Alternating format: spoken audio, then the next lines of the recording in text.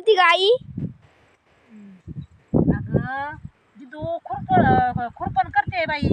किती गवत झालंय का रानात.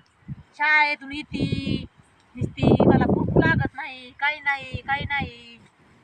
मग मी आता मला एकटीला खुरपावं लागतं. काय करावं आता, कोणच नाही खुरपू लागाय मला. बाया भेटत नाही ता, काय नाही ता. खुरपायचं एकटीने. चॅनलला लाईक करा की मग. ही खुरपण चालली आता.